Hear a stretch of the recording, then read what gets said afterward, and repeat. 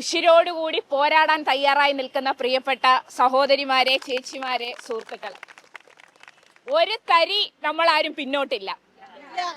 നിങ്ങളുടെ കൂടെ തന്നെ മുൻപിൽ നിന്ന് ഒരു പെണ്ണിനെ സംബന്ധിച്ച്, ഒരു സ്ത്രീയെ സംബന്ധിച്ച്, ഒരു തൊഴിലാളിയെ സംബന്ധിച്ച് ഏറ്റവും ആവശ്യമെന്ന് പറയുന്നത് ആത്മാഭിമാനമാണ്.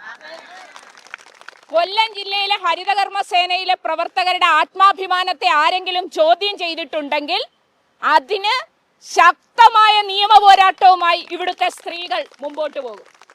ഇത് ഞങ്ങൾ പ്രഖ്യാപിക്കുന്ന ഈ സ്ഥലത്തിന്റെ തൊട്ടടുത്താണ് കല്ലുമാല സമരം നടന്നത്.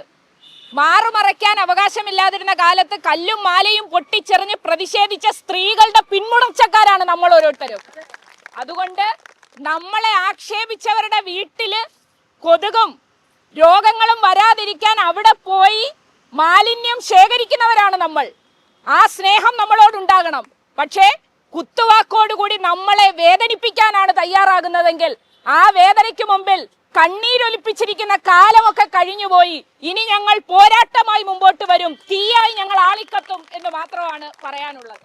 നമുക്ക് വളരെ ശ്രദ്ധേയമായിട്ടൊരു വാചകമുണ്ട്.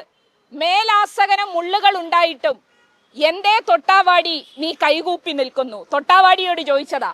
മേലാസകനം മുള്ളുകൾ ഉണ്ടായിട്ടും എന്തേ തൊട്ടാവാടി നീ കൈകൂപ്പി നിൽക്കുന്നു. ഞങ്ങൾ പറയുകയാണ്, ഞങ്ങൾ അങ്ങനെ കൈകൂപ്പി നിൽക്കുന്ന തൊട്ടാവാടികളല്ല. ഞങ്ങൾ സമരം ചെയ്യുന്നവരാണ്, ഞങ്ങൾ പ്രതിഷേധിക്കുന്നവരാണ്. ഞങ്ങൾക്ക് ധൈര്യം നൽകുന്ന ഒരു ചെങ്കൊടി ഇവിടെയുണ്ട്.